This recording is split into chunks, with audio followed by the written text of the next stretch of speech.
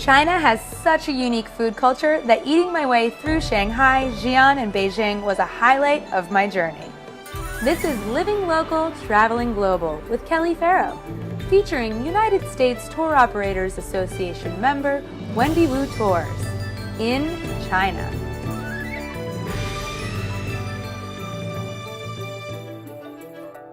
What amazed me in China was the variety of street food.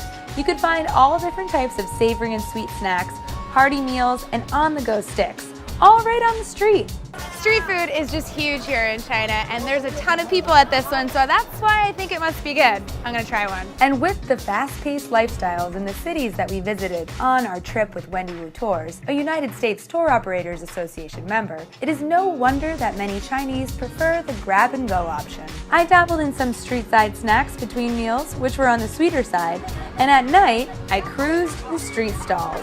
They came out in full force, frying up just about every type of tofu, animal, body part, vegetable, pretty much anything you can imagine. They even fry some things that I never thought you could eat.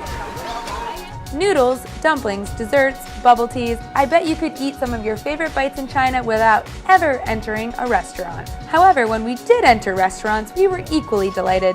We enjoyed the gourmet side of China as well, with expertly prepared interpretations of Chinese classics. In Xi'an, we explored a particular food hall, which was like a street market but inside. You take a card and then get it stamped at whatever stall you choose. Then you pay at the end. I enjoyed getting to try some of the signature dishes of this area. Most of the domestic travelers who live in China, they prefer to come to Xi'an just for food. Our noodles, dumplings, very famous in China. We're here at this food market where there's all these different stalls, so we can pick and choose all different local specialties and have a bite of each one. And the way you do that is you have a bowl and you take with your chopsticks, put it in your bowl, and then you eat from there. That's typical Chinese fashion of how to eat, and I really like it because at the end you end up having this mix of all different sauces and goodness all in your own little bowl. It's like you make a little creation right in here. And this dish right here is made from pork and beef that has been boiled for 24 hours and put on this little wheat bun to make a Chinese hamburger. It's cute.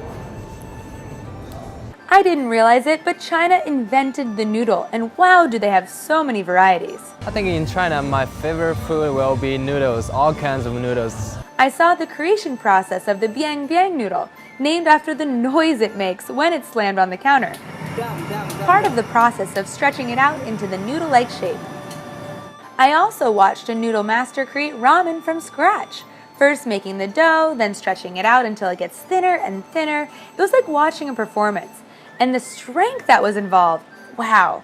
Right now, he is making hand-stretched noodles, and it's taking a lot of effort. He has to keep pulling it apart and stretching it because it becomes very thin, like a ramen. It's a very popular noodle dish here in Xi'an. Dumplings are another Chinese staple, and each region has its own specialty. We tried dumplings almost everywhere we went, from the luxury restaurants to the street stalls, from soup dumplings to veggie, to even dumplings in the shape of animals. In Xi'an, our USTOA member Wendy Wu Tours gave us the chance to have a dumpling making class. So I'm learning how to make dumplings. I'm having a lesson from the lovely chef Jin here, and we're turning these little guys into delicious pork-filled dumplings. I had no idea how hard it was going to be to make those little pockets of goodness.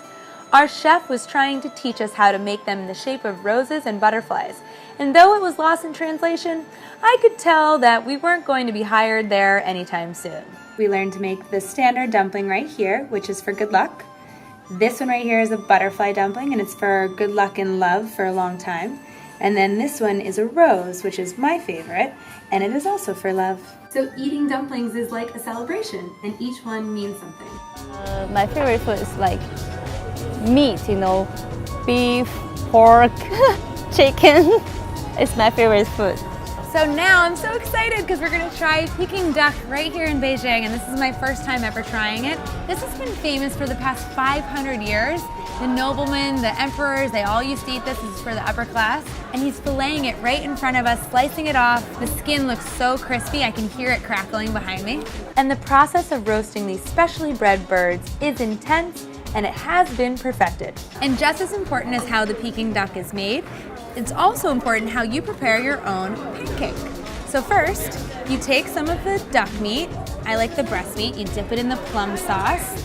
You rub the sauce on your pancake. You could do a couple pieces. And then you take some of this leg meat. It's a little crispier, a little fattier, a little more delicious. Throw that on. And then you take some of the cucumber, then the spring onions. It's basically like a Chinese taco. And that's your delicious bite right there.